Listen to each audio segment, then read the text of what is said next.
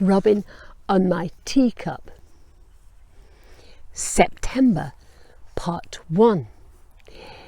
This chapter is about the bumblebee.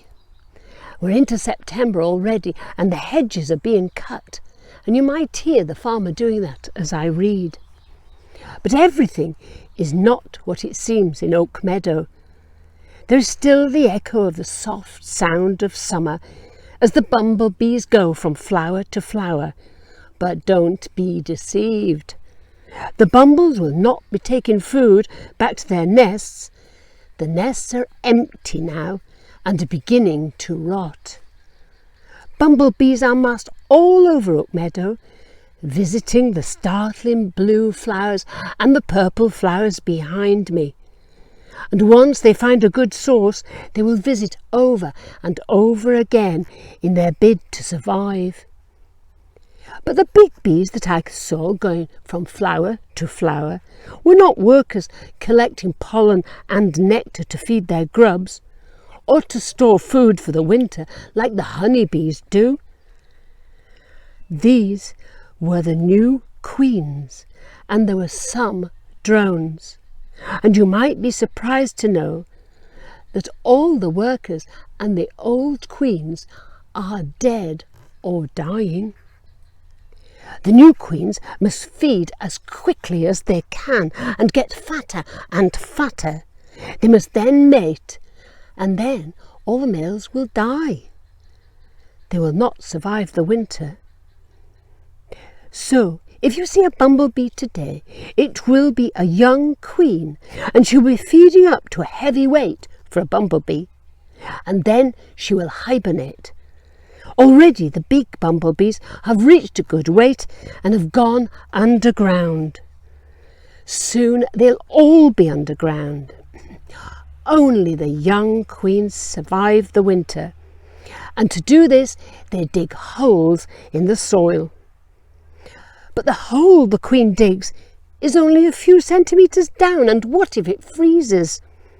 Her cells would freeze and she would die. But all is not what you think. You see, a bumblebee has a sort of antifreeze in its cells, so it can bear very low temperatures indeed and still survive the winter. If it freezes outside, she will not die. Her antifreeze stops her cells going solid. Strawberries don't have an antifreeze though, and my cousin in Yorkshire has to rely on heated greenhouses to stop his crops spoiling in the frost. He sells strawberries to supermarkets out of season because we all want to eat strawberries at all times, even in the winter. He invited me to see how it worked. I expected to see lots of people there pollinating the flowers with little brushes, but instead there were bumblebees flying all over the greenhouse, and in various places around the greenhouse there were little cardboard boxes with holes in for the bees to use as hives. He had bought them. I was amazed. "You're out of date," my cousin laughed. Nowadays, commercial growers buy bumblebees to pollinate their greenhouse strawberries. Bumblebees work longer hours than the honeybees, and they work at lower temperatures.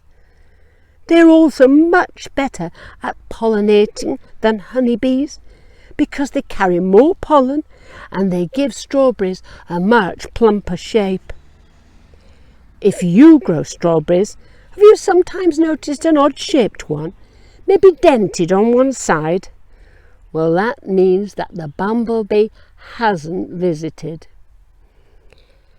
And have you heard that research is supposed to prove, theoretically, that bumblebees can't fly because of their weight?